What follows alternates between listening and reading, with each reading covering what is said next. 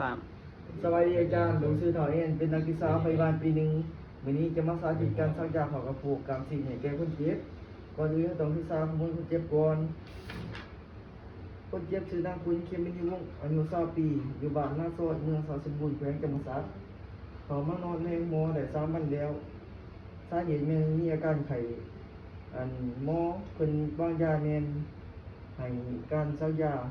พาราเซตามอลเพื่อลดไข้สบายดีเลยชื่อนางปุณเข้มมินิวงศ์อายุ20 ปีอยู่บ้านนาโซดเมืองสาสมบูรณ์แขวงจำปาสักถือบ่ดี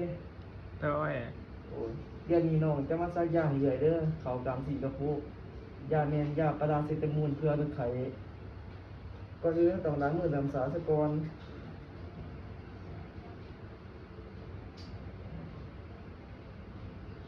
เดี๋ยวล้างมือด้วยเจลเนาะ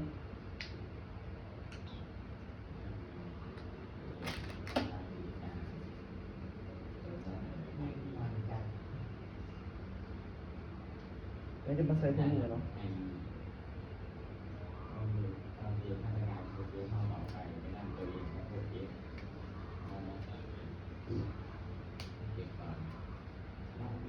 เดี๋ยวจะกดแปรงที่ดังนั่นเอง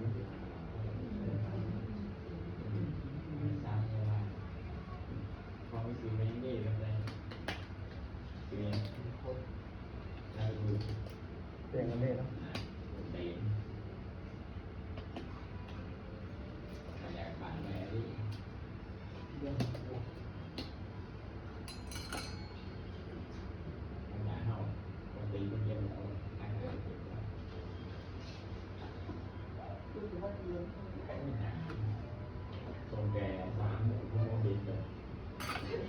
อยู่หน้า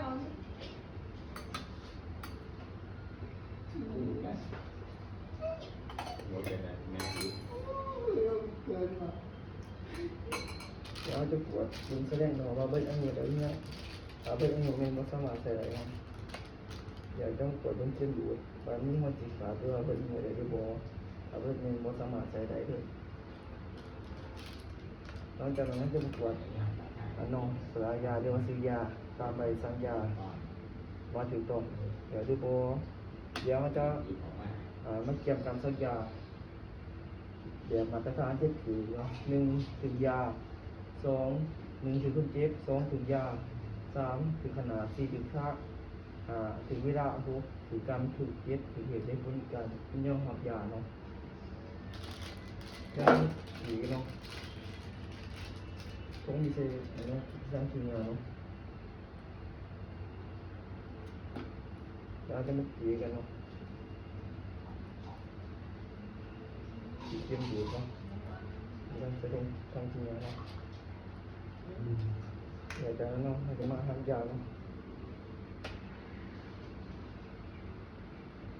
ทีมงานเนาะเดี๋ยวจากนั้นเนาะมันเปลี่ยนเนาะเปลี่ยนเป็นบายเปลี่ยนเป็นเกมอยู่เนาะ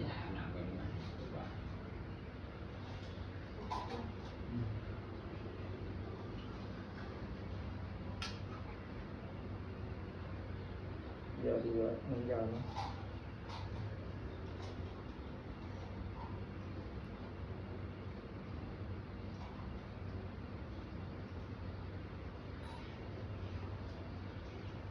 ที่ไม่ดีมากผมมาไม่ดีดีเลยว่าเอาอย่างนี้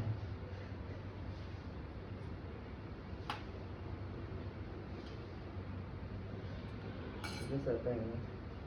เดี๋ยวลอกดูจะกิน อย่างนั้นเนาะมันจะผสมยาเนาะ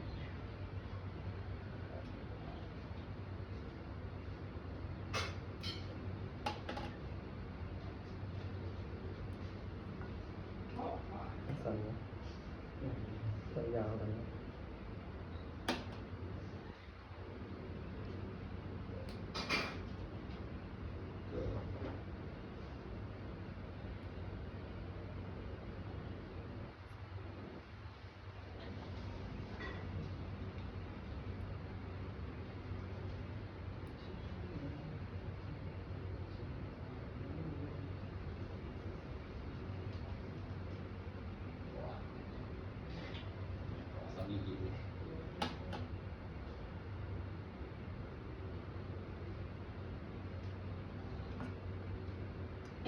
เดี๋ยวจะมารายการเนาะอยู่ไปที่1เดือนเนาะ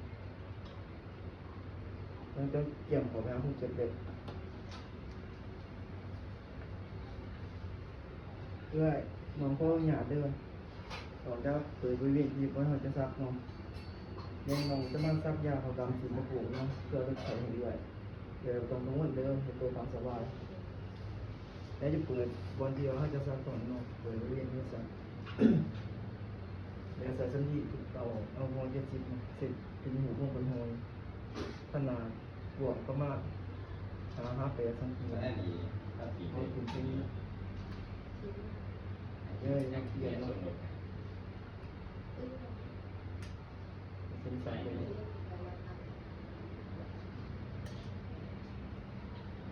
จานมุก90 องศาเนาะโดยเขาจะแยกกดเป็น4 ส่วนเนาะเขาจะซัก1/4หลานถึงหลานหนอเนาะซักมุก90 องศาแล้วจะใส่มุกอีกพวกนี้สีเนาะอีกล่างออกเพื่อไม่ทิ้งแล้วจะดีขึ้นก่อนถ้าบนเดือดที่ว่าสร้างไหลเนาะถ้าเดือดเมนถ้าจะดูดจะถอดเข็มเดี๋ยวเกียมซักใหม่เนาะตัวนี้เพื่อมือเดือดมันจะปล่อยยาลงเนาะ แอบจีบผมได้ไอ้เมื่อกี้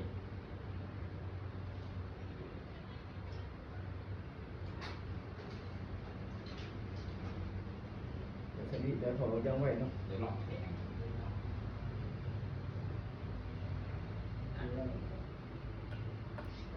ด้วยเรื่อยเดี๋ยวเรื่อยเดี๋ยวให้เดี๋ยวลูกปิดขึ้นวนเย็นเย็นหน่อยเนาะเดี๋ยวให้ดูเกมลูกก่อน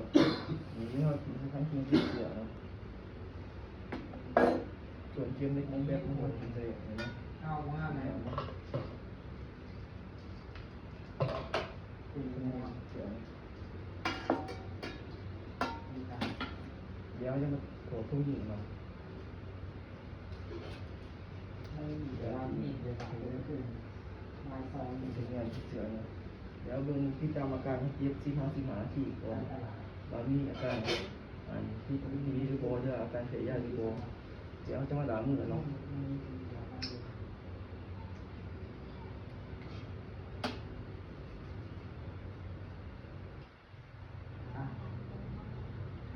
เขามีแต่ที่มา เดี๋ยวเราจะจดบันทึก ใครจะมา ใส่วิชาที่เก็บเนาะว่าสักยาวันที่ใดสักจมูกแต่ว่าสักยายังให้ผู้เก็บสักในปริมาณเท่าไหร่